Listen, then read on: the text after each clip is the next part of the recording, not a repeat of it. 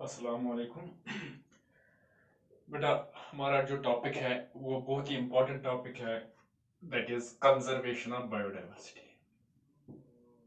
Conservation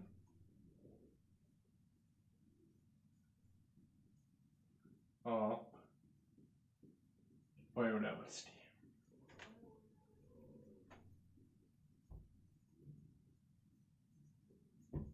conservation of biodiversity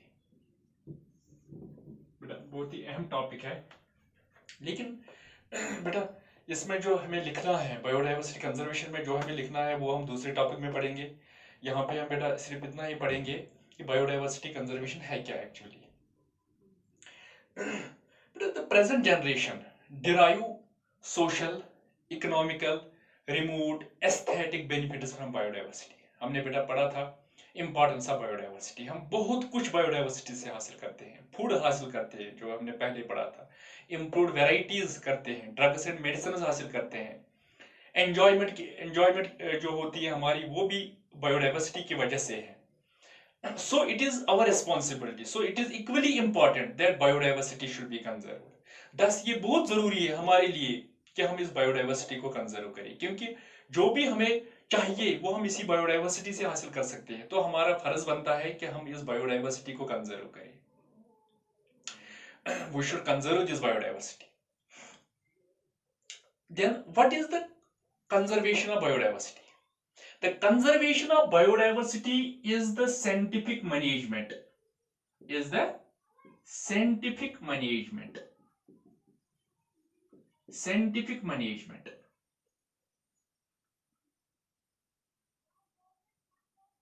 is the scientific management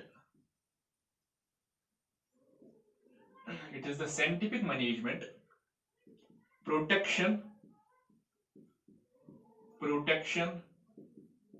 and upliftment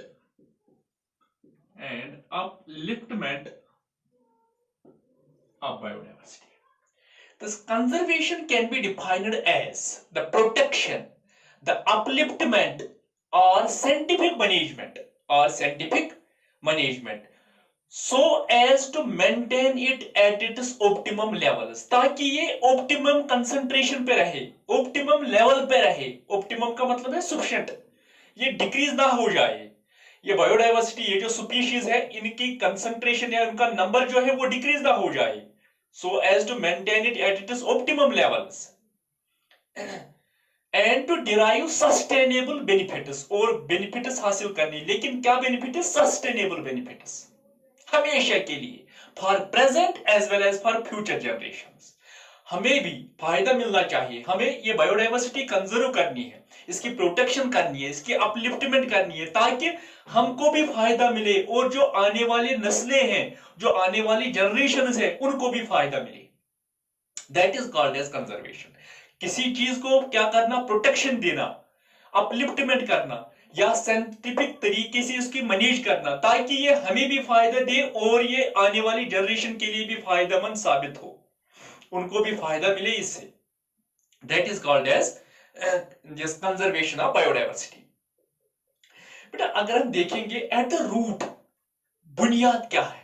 eight the root of most of the biodiversity causes are, ये जो ज्यादातर biodiversity के loss है, most of the biodiversity loss are due to tremendous rise in population, increase in population है बेटा। आजकल आप देख रहे हो बेटा बहुत ज्यादा पॉपुलेशन राइज है, इंक्रीज इन पॉपुलेशन और ट्रेमेंडस राइज इन पॉपुलेशन। या ऐसे ही बेटा हमारी लाइफ जो है वो कॉम्प्लिकेटेड बन गई है। कॉम्प्लिकेटेड लाइफ की वजह से खतरा रहता है बायोडाइवर्सिटी को। कॉम्प्लिकेटेड लाइफस्टाइल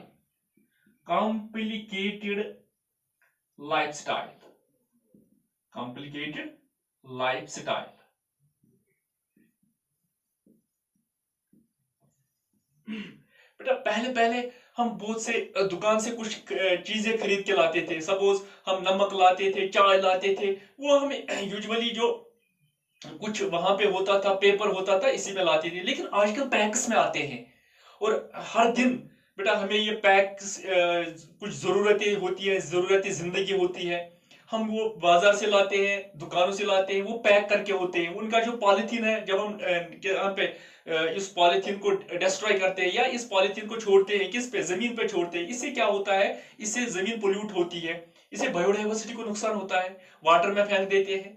कॉम्प्लिकेटेड लाइफ बन गई है हमारी। हम आज लेज, कुरकुरे, वो बहुत कुछ चीजें खाते हैं जो पैक्स में आते हैं, और ये पैक डाल देते हैं कहीं पे हम ऐसे ही, तो इसकी मैनेजमेंट नहीं करते हैं। हमारी लाइफ कॉम्प्लिकेटेड लाइफ बन गई है, कॉम्प्लिकेटेड लाइफस्टाइल। और क्या है बेटा, इग्नोरेंस। इग्नोरेंस, हम इग्नोरेंट बन गए हैं। हम अपने माहौल की तरह ध्यान नहीं देते हैं, अपनी इस डाइवर्सिटी के की तरह हम ध्यान नहीं देते हैं। ये डाइवर्सिटी हमारे लिए कितनी इंपॉर्टेंट है, हम सोचते भी नहीं इसकी तरह। बस हमें अपनी फिक्र होती है, अपने हाल में हम मगन रहते हैं। ऐसी बेटा, poor environmental enforcement and legislation. Enforcement law, जो एनवायरमेंटल लॉज है, वो ज्यादा सख्त नहीं है। Poor environmental laws and legislations at national, international और इंटर गवर्नमेंट और लोकल लेवल्स, ज्यादातर लॉज नहीं अपनाए जाते हैं। बेटा गाड़ी पोल्यूशन करती है, कोई पूछने वाला नहीं है, बस ऐसी लॉ से बना दी, या जो गाड़ी रिजेक्ट हुई है वो भी चलते हैं आजकल। पुअर एनवायरमेंटल लॉज है।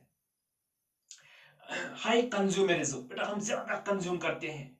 हाई कंज्यूमरिज्म, ज्यादा खर्च करते हैं, ज्यादा खाते पीते हैं, हाई कंज्यूमरिज्म हम में आ गया।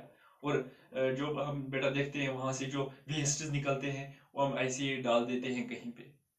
आज आप देखते हो बहुत सारी जगह ऐसी हैं जहाँ पे हम बैठ भी नहीं सकते, जहां से हम गुजरना हमारा बहुत मुश्किल हो गया है। ये जो वेस्ट है डंप करते हैं कहीं पे, इससे बायोडाइवर्सिटी को हमारे बायोडाइवर्सिटी जो है उसको खतरा है। और excessive exploitation, narrowing down of the use of few high yielding varieties। बेटा कुछ हाई yielding varieties है, हम उन्हीं की कल्टीवेशन करते हैं, जो दूसरे varieties है हम उनको छोड़ देते हैं।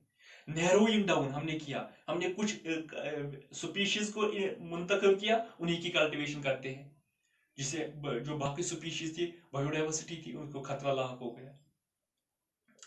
बेटा the human society is also divided into prosperity classes. Human society भी डिवाइड हुई है प्रॉस्पेरिटी क्लासेस में। Some few enjoying most of the resources, कुछ खास लोग जो बहुत सारे रिसोर्सेज को एंजॉय करते हैं, एंड क्रिएट काजिंग पोल्यूशन, और पोल्यूशन काज करते हैं। क्या करते हैं, पोल्यूशन काज करते हैं, नेचुरल रिसोर्सेज को डैमेज करते हैं। अब क्या है, द होल ह्यूमन फिलॉसफी अब prosperity has to be changed. हमें ये ह्यूमन फिलॉसफी जो है, ये प्रॉस्पेरिटी क्लास, ऊपर वाला क्लास, नीचे वाला क्लास, मिडिल क्लास, ये हमें क्या करना है, ये मिटाना है हमें। Has to be changed and the idea of simple living and high thinking has to be appreciated. हमें ये इस को एप्रिशिएट करना है, simple living and high thinking. किस पे तरजीह देनी है हमें, the present day indoor and outdoor life, that is trains and cars with wasteful habitats। जो हम वेस्ट करते हैं, हैबिटेट्स जो हमें बनाए हैं, वो हैबिटेट्स हमारे जो हैबिट्स हमें थे, वो हैबिट्स हमें चेंज करने हैं, आदत चेंज करनी है। फिर बेटा आपको इससे समझ आएगा, here everyone wants to travel alone in his own car. यहाँ पे हर कोई अपनी गाड़ी इस्तेमाल करना चाहता है। They do not want to use a public transport, वो पब्लिक ट्रांसपोर्ट इस्तेमाल करना ही नहीं चाहते, which is causing pollution at the cost of 60 passengers, 50 passengers, 20 or 30 passengers। एक बस में चले जाते, अगर सभी मुलाजिम जो थे एक ही बस में चले जाते, तो बस को पोल्यूशन करना ही था, वो करती है pollution at the cost of about 50 passengers. लेकिन अगर हम एक गाड़ी निकालेंगे, वो अपने लिए कितना पोल्यूशन करता है, सिर्फ एक पर्सन के लिए वो पोल्यूशन करता है, एक पोल्यूशन। अगर वो इंसान जो अपनी गाड़ी निकालता है वो भी किसी पब्लिक ट्रांसपोर्ट का इस्तेमाल ही करता, तो इससे इसकी गाड़ी का जो पोल्यूशन था वो कम हो जाता। तो इस सारी से हमें बेटा पता चलता है कि we should follow and practise the slogan. हमें ये स्लोगन प्रैक्टिस करनी चाहिए, फॉलो करनी चाहिए। Think globally and act locally. क्या, think globally, think globally, globally हमें सोचना चाहिए एंड एक्ट लोकली, और एक्ट करना, लोकली एक्ट करना, जहां पे हम रहते हैं वहां पे हमें बेटा सुधार लाना चाहिए, हमें दुनिया के बारे में सोचना चाहिए। Think globally, act locally, and when we heal the earth, when we heal the earth, we heal ourselves, we heal ourselves। David और कहता है when we heal the earth, जब हम हील करेंगे, बचाएंगे अर्थ को, we heal ourselves, हम अपने आप को बचा रहे हैं। when we protect the environment means we are protecting ourselves। बेटा लास्ट टाइम मैंने बताया था अकॉर्डिंग टू रेचल कार्बन कहता है man is a part of nature, man किसका हिस्सा है? नेचर का, and the war against nature is inevitably a war against himself. अगर मैन भी नेचर का एक हिस्सा है, अगर ह्यूमन ने नेचर को डिस्ट्रॉय करने की कोशिश की तो सीधी सी बात है ये अपने लिए खतरा पैदा करता है। It is inevitably a war against himself, ये अपने आप से लड़ाई लड़ रहा है। बेटा जब हम देखते हैं बहुत सारी रिलीजन्स में, वहां पे भी इंपॉर्टेंस है बायोडाइवर्सिटी कंजर्वेशन की, एनवायरमेंटल कंजर्वेशन की, बहुत सारी जगहों पे बेटा ये कहा गया है। एंड इन कुरान बेटा आप वहां पे देखते हो chapter 2 verse 222, and he loves those who keep themselves pure and clean, he loves those who keep themselves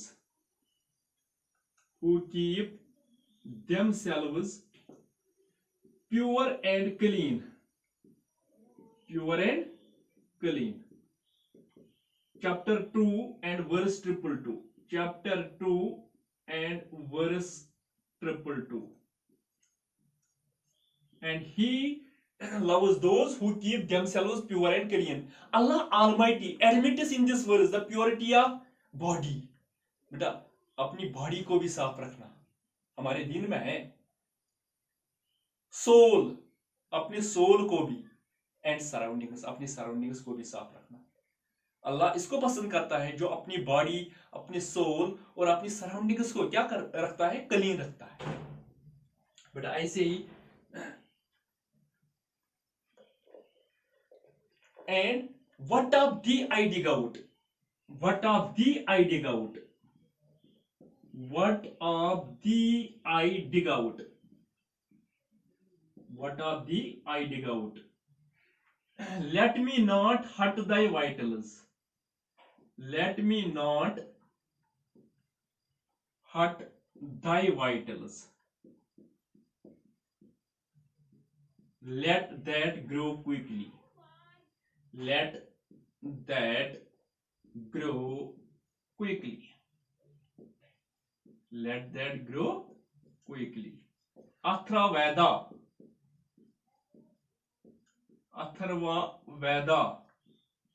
बेटा अथर्ववेदा कहता है what of the I dig out, I means human, D means nature,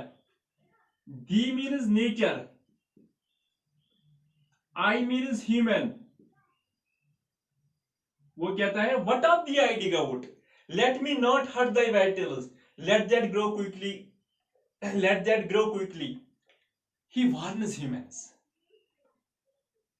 to remain in harmony with nature, don't try to disturb the nature, don't damage the nature, live friendly with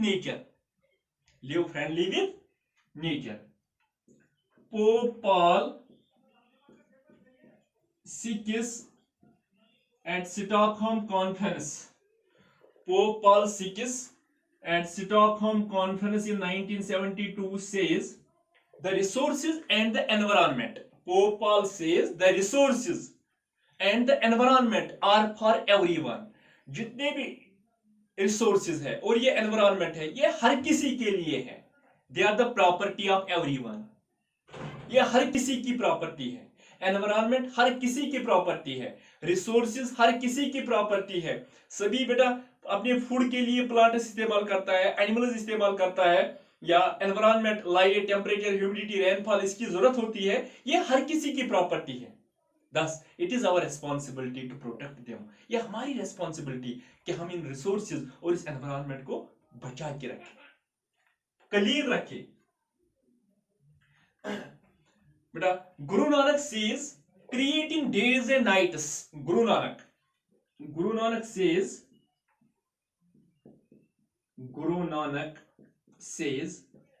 creating days and nights, इसने अल्लाह ने create किया, पैदा किया days and nights. The water, और क्या किया, create water को, और क्या, stars, sun, the stars, the sun, the weather, the seasons, the fire, सब कुछ इसने क्या किया, क्रिएट किया, पैदा किया। अमंगेस्ट ऑल, इन सब चीजों में, ही क्रिएटेड द अर्थ, इसने अर्थ को क्रिएट किया as Dharamkhand,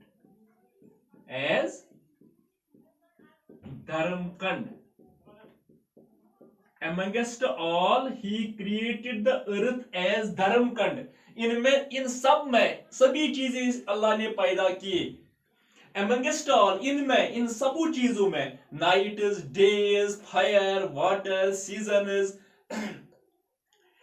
amongst all he created the earth, इसने अर्थ को क्रिएट किया as धर्मकंड, बहसत धर्मकंड। धर्मकंड का मतलब क्या है, the area of virtuous actions. ऐसी जमीन इसने पैदा की, इसने अर्थ पैदा की, ऐसी अर्थ जहां पे हमें क्या करना चाहिए, वर्चुअस एक्शंस, नेक काम करने चाहिए, नेकियां करनी चाहिए। नेकियां सिर्फ इसलिए नहीं कि हमें नमाज पढ़नी चाहिए, वो भी जरूरी है हमारे लिए एज ए ह्यूमन। या हिंदू जो था अपने मंदिर में जाए, अपनी तरह से इबादत करे, हर कोई, सिख जो है वो भी जाए, लेकिन इसके अलावा हमें अपने एनवायरनमेंट को बचाना चाहिए, एनवायरनमेंट के लिए भी नेकी करनी चाहिए। इसका मतलब क्या है, एनवायरनमेंट को प्रोटेक्ट करना चाहिए। ऐसी इसने लाइफ बनाई, अर्थ बनाई, ताकि यहां पे लोग सीखे इस प्लेनेट को कैसे बचाया जाए। और बेटा जो नंद ऋषि थे वो क्या कहते थे, there would be enough food only when there are forests. काफी फूड होगा, बहुत कुछ होगा, जब क्या बचेंगे, forests, that is biodiversity. So बेटा ये जो बायोडाइवर्सिटी, इस बायोडाइवर्सिटी को प्रोटेक्शन करने के लिए हमें बहुत ही इंपॉर्टेंट टूल चाहिए, दैट इज एजुकेशन की जरूरत है हमें। और इंडिया में क्या एफर्ट्स किए जाते हैं इस बायोडाइवर्सिटी को कंजर्व करने के लिए। बेटा इंडिया में wild life protection act pass हुआ है, क्या पास हुआ है, wild life protection act in 1972। आपको पता है वाइल्ड लाइफ बोर्ड बनाया गया है पहले, wild life board, Indian board of wild life जिसको कहते हैं, 1952 में। और इसके मुताबिक सेंचुरीज, नेशनल पार्क्स बनाने, लोगों में दिलचस्पी बढ़ाना वाइल्ड लाइफ के लिए। Wild life is also the biodiversity. ऐसे बेटा from 1955 first week of October जो है, first week of October it is celebrated as wild life week. First week of October from 1955 the first week of October is celebrated as wildlife week, ताकि लोगों को इस wild life के बारे में information मिले, उनको इंटरेस्ट डेवलप किया जाए इस वाइल्ड लाइफ के बारे में, और वो कंजर्वेशन के लिए हेल्प करे। ऐसे बेटा wild life protection act has been passed in 1972। 1972 में wild life protection act pass हुआ है, और इसमें जो ट्रेड होता था एंडेंजर्ड स्पीशीज का, इसको रोका जाए, इसको बैन किया जाए। वाइल्ड लाइफ प्रोटेक्शन, जो वाइल्ड लाइफ ऑर्गेनिजम्स जो है उनकी प्रिजर्वेशन की जाए। ऐसे ही बेटा इंडिया में है botanical survey of India, zoological survey of India, या plant genetic, the plant animal and fish genetic resource, वो भी काम करता है इसके लिए। बहुत सारी ऑर्गेनाइजेशंस भी इस बायोडाइवर्सिटी कंजर्वेशन के लिए काम कर रहे हैं। ओके बेटा, नेक्स्ट टॉपिक में हम पढ़ेंगे असली बायोडाइवर्सिटी को कैसे कंजर्व किया जाएगा। Okay, thanks.